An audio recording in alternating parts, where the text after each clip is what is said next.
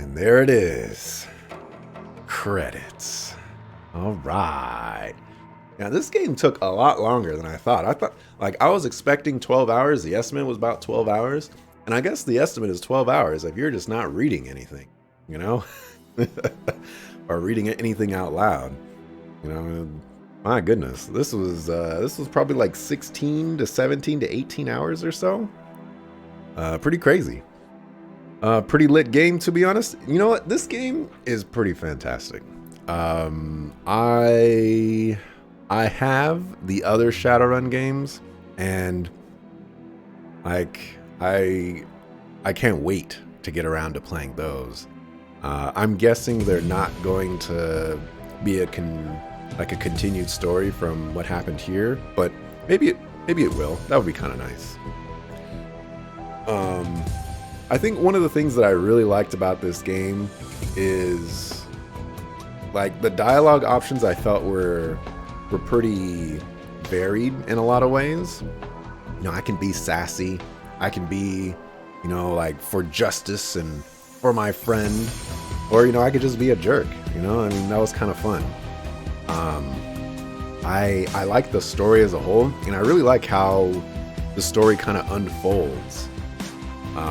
Where, you know, like we're after a very specific killer, and that killer has someone pulling the strings for him, and so we track down that person, and that person, you know, then goes into like heavy mysticism of the Shadowrun world, and so you get to experience the dark corners of Shadowrun, but then you also get to experience the magic portion of Shadowrun by fighting like insect bugs and things like that. Hey, Dale Yates, I recognize that name. He was in the whatchamacallit. That guy's name is Draco Dementis. That is a name.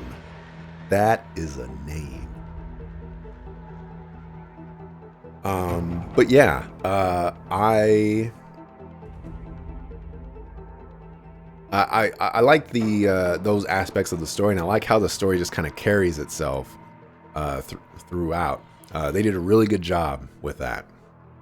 Your first playthrough was 20 hours, maybe 22, because you save scummed into the other endings and some other choices. You like that it's more of a personal story instead of saving the world? I like that too. You like how pretty low scale the threat is. Well, I would say the insects, you know, they kind of amp up the threat, I suppose. But you know, it is self-contained. You know, we're not going all over the world or anything like that to stop everything. We're just staying in our lane, I guess, staying within our city. And I mean, at the end of the day, we're pretty much just trying to get to the bottom. Maybe not get to the bottom, but like finish the quest that started it all. You know, get justice for Sam's killer. So I do kind of like how no matter where they took the story, it always wrapped back around to Sam's killer. And are you finishing that particular quest? So I like that a lot. I like a lot of the characters as well. I feel like they were pretty fleshed out, pretty well done. I like the pacing as well. I think there could have been more side quests, but maybe I just missed some side quests. I only encountered one side quest, and that was to go get that doctor guy. But you know, that's totally fine. You know, you don't want to put side quests in your game, I ain't gonna complain. I'm trying to think of all this stuff. I didn't write down any of my thoughts for this game.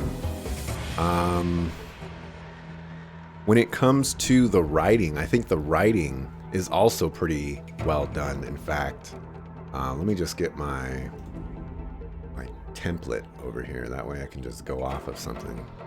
I really do like how they took the writing. this really does feel like you're in a kind of Shadowrun world. They have their own slang and they use it quite a bit. So that really does kind of give you that immersive feeling of like I'm actually in this world, talking to characters that exist in this world because they talk like characters, or talk like those characters. So like that a lot as well.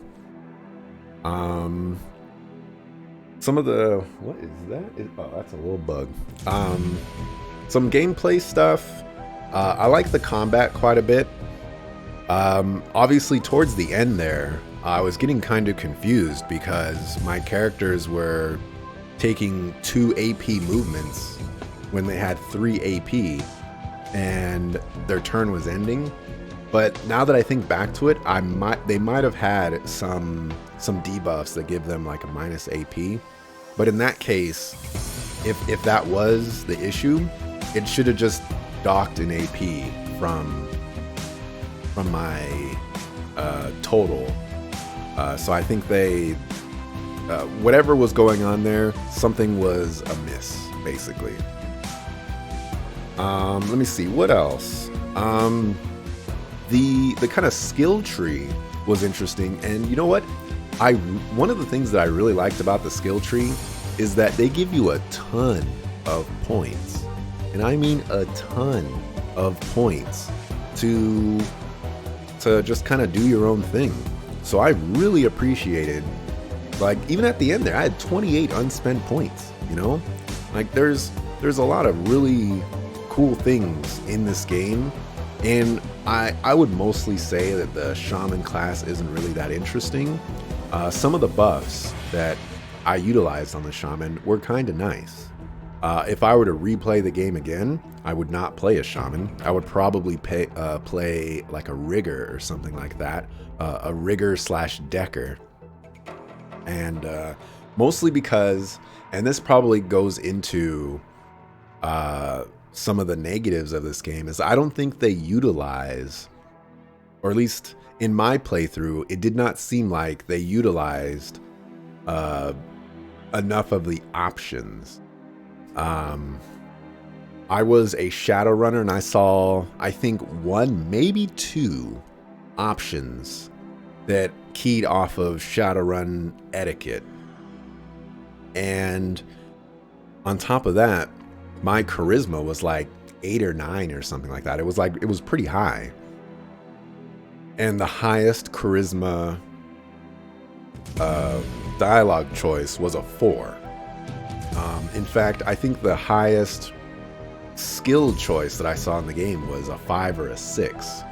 So I think they could have expanded on that system a little bit more, because I would have loved to see some like really off the wall options for being very charismatic, or, you know, having a crazy amount of strength.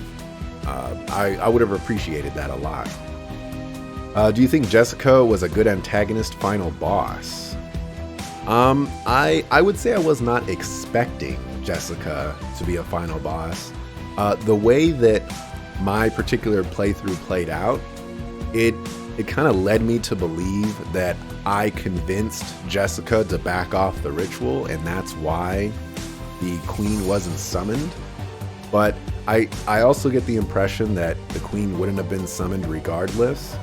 And so it is kind of a letdown in some regards to Jessica being the final boss, as opposed to, you know, like this queen insect or whatever. And I'd probably go as far to say that Jessica doesn't feel like she should be a final boss just because of who she is. You know, does her connection with the insect spirits really warrant her having final boss status? I don't know. I really don't. But that's kind of how I feel about her in the end. Yeah. Man, there was a couple of things. You know, I should have just wrote down my thoughts. I didn't think the game was going to take this long, though, so, you know. Let me see. Dungeons. I didn't really have any issues with dungeons. I think the only thing when it comes to the dungeons that kind of caught me off guard, and maybe I wanted to do things a little bit, or I wanted things to be a little bit different, is I kind of mentioned this as well, like an hour or two ago, that the walls do not give cover, and you would think that they would give full cover or something like that to help out, but they didn't really indicate that. It just kind of blocks line of sight, and it would have been nice if you could just, you know, be on the other side of a door, you know, and just be all up on it or something like that, and, you know, just peek out and shoot some dudes, and then, you know, you do that. So there's that. I'm guessing these are all like Kickstarter people. I'm just gonna keep going until I'm done. But I didn't think any of the dungeons were really annoying, or none of them were really my favorite. I would say that I did like that side quest dungeon, mostly because it wasn't really like any story interrupting anything. It was like, all right, we're going in here, we're gonna grab this doctor guy, and we're gonna get out. And so it kind of felt like a military tactical mission of, you know, like we're going in, we're shooting down people, and it was kind of nice. I liked that one quite a bit, as far as, you know, how it felt. Practical dungeon design. I do feel like the final dungeon, it was kind of lengthy, and there was a lot of like technological facilities, I guess, under there that didn't really quite make much sense. They were so spread out and things like that. I don't know what was going on down there, but I'm gonna ding that one for practical dungeon design. Cardinal Sin.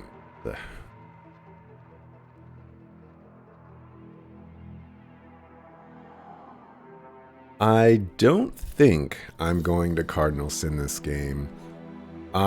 It does a weird thing with the runners, where you basically, like, you choose you have a list of people you can choose from, and they have their own equipment that you cannot remove or anything like that. And it's a very interesting take.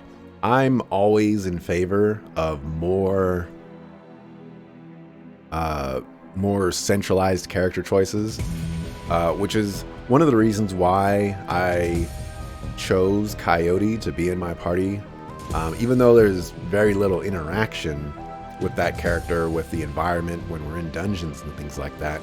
I mean, and obviously, you know, like her shotgun was like really good, but you know, like I went on a quest with Coyote. We did some really cool things with Coyote, and you know, on top of her being a good character, she also was a character that I recognized and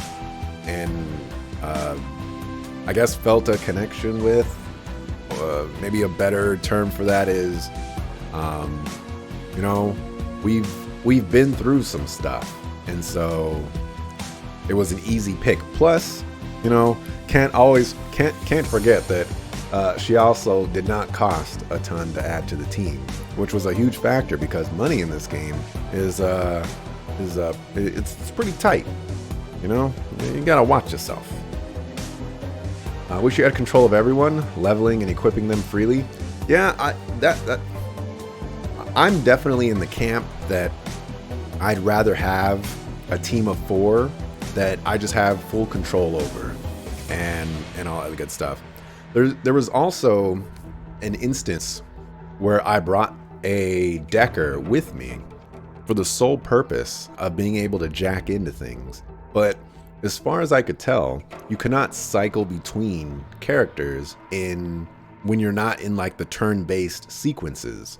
So even though there was a place to jack in, I could only control my character for that specific moment because I wasn't in any combat. And that was kind of disappointing, because like I had the ability to do something, but I couldn't do it. And I think that was at the Mercy Mental Hospital, if I remember correctly. But it might have been some other places as well. You think that's one of the big pluses of this game? You like that money is tight, so it makes you feel like the money rewards are actual legit rewards at the end of the game. I agree with that 100%. The fact that money does actually serve a huge purpose, like obviously I had a ton of money at the end, but if I built my character a little bit differently, I wouldn't have had all that excess money, you know? So there's that as well. Yeah, money doesn't mean much if it isn't tight. I agree with that. Make money, never mind. You ain't gonna go there. For sound, I do really like the music in this game. I think it really does fit the kind of, I don't want to call it cyberpunkish, but we're just going to go with Shadowrun-ish because it's a Shadowrun game, you know? It has those technological vibes in it, but it also has a little bit of mysticism in it as well. And I think that perfectly fits a Shadowrun universe. So very happy with the Shadowrun music. I even like this title screen music that's playing right now. It's really nice. There's no voice acting. For the graphics, I enjoy the graphics a lot. I think it is a little zoomed out a bit, but that's just kind of the draw, I suppose, of these type of games. They're kind of like isometric, top-down-ish games, and so that's just how they build art. But I would have loved to have been able to zoom in a little bit, see my characters a little bit. It would have been a little nice. Replay value. This one's an interesting one because I would probably go as far to say that I don't think the game has any replay value. I assign replay value in the sense of, if I were to play the game again, is there something new in the story that I can experience? Is there... it's not enough that I just have like new choices or I can change up my character.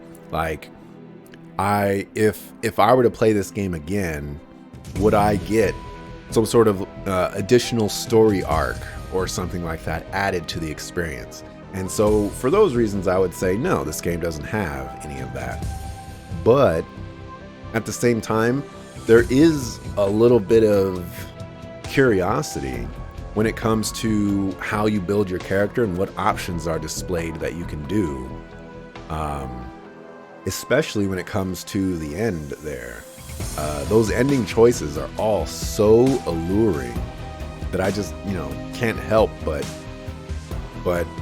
be attracted to all of them. I think they did a really good job of making all of those choices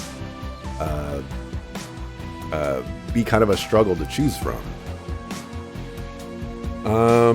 Let's see, and as the developer is watching, I like the game a lot. I don't really have all too many criticisms when it comes to it. Obviously, there was some typos here and there, but I don't really pay very much attention to those. I just point them out and be like, I kind of struggled reading that, but I struggle with reading everything, so it's just me. But I like the game a lot. I know there's two more. There's Dragonfall and Hong Kong, and so I'm looking forward to actually playing those because I enjoyed this game when I first got around to playing it. Again, this is my second time playing it. I got as far as killing the Emerald City Ripper, and then everything after that was completely new for me. But I enjoyed it the first time, and I enjoyed it even more this time for just all the extra stuff. And I think the game was had a really nice length to it as well. Never overstayed its welcome. And as someone who is reading the dialogue all out loud, that was a nice little boon for me. I get a little bit of a rest with my voice because you probably already hear it going out right now. So definitely very happy with this game. Greatly looking forward to playing the next ones, and I think that's about it. I don't know if the credits are like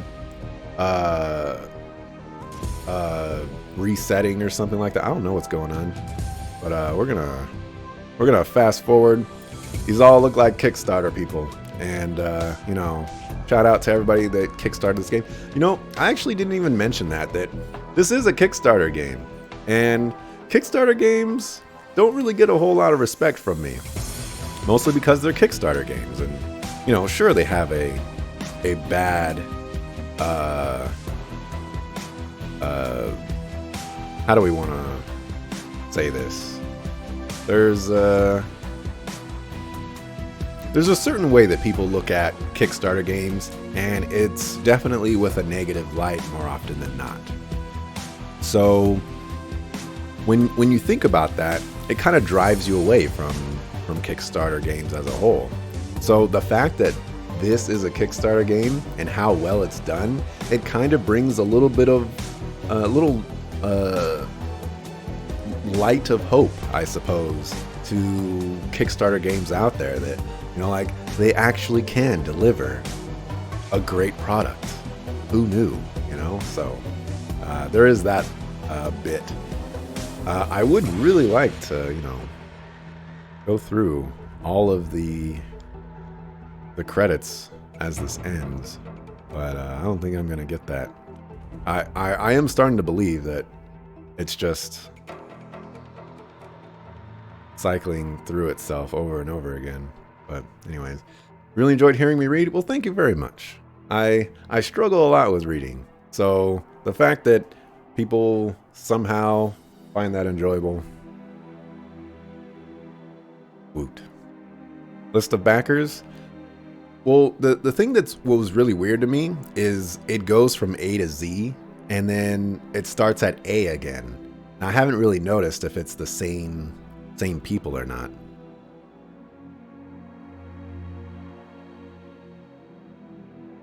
Oh, you can go back that way. Okay. Interesting. So it's just been kind of suspicious to me, but I don't know.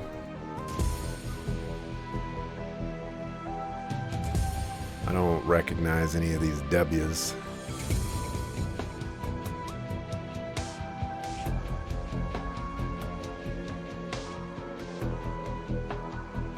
Keep going.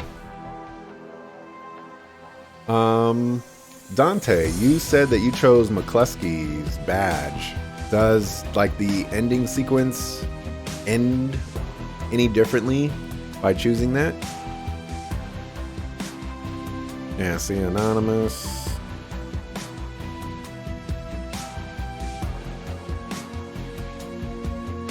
I don't know. All right, we're just gonna assume that it just keeps cycling through them because it doesn't really make any sense.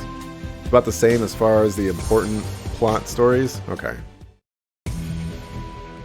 All right. Well, that's gonna wrap it up for me for today. I will be back tomorrow, 8:30 a.m. Pacific. See ya next time I see ya. Which is probably tomorrow. Or probably like Smash Brothers or something. Peace.